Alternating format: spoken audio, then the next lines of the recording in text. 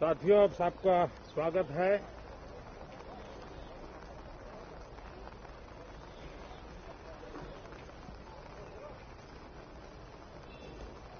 और मैं आशा करता हूं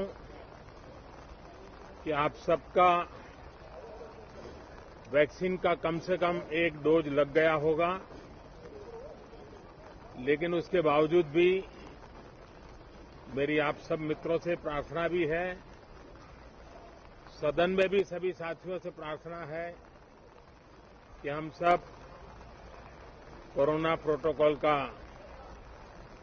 पालन करने में सहयोग दें। अब ये वैक्सीन जो है बाहू पर लगती है, और जब वैक्सीन बाहू पर लगती है तो आप बाहुबली बन जाते हैं।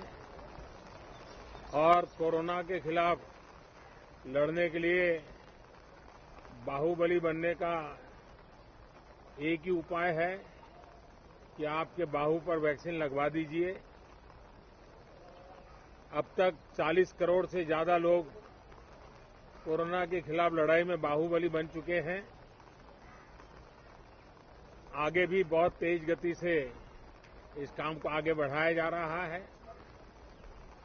ये पैंडेमिक ऐसी महामारी है जो पूरे विश्व को अपनी चपेट में लिया हुआ है, पूरी मानव जात को अपनी चपेट में लिया हुआ है। और इसलिए हम चाहते हैं कि संसद में भी इस पैंडेमिक के संबंध में सार्थक चर्चा हो,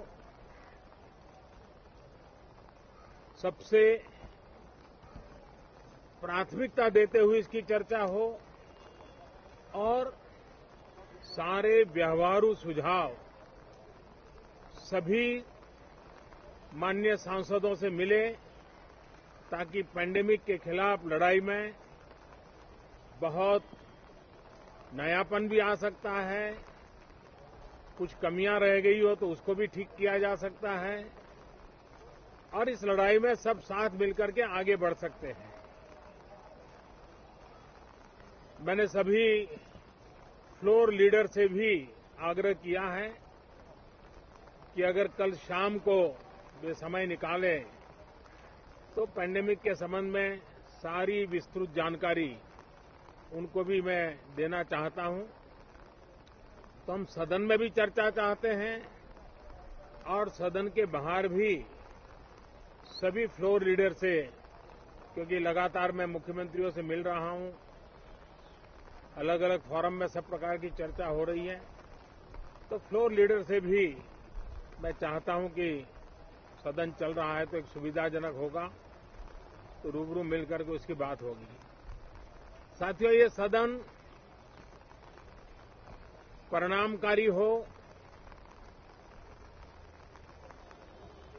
सार्थक चर्चा के लिए समर्पित हो, देश की जनता जो जवाब चाहती है वो जवाब सरकार को देने की पूरी तैयारी है। मैं सभी माननीय सांसदों से, सभी राजनीतिक दलों से आग्रह करूंगा कि वो तीखे से तीखे सवाल पूछें,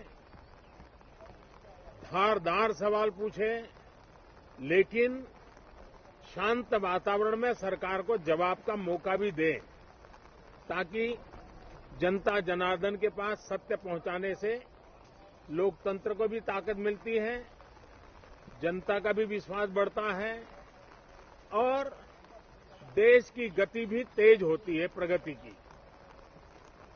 साथियों, ये सत्र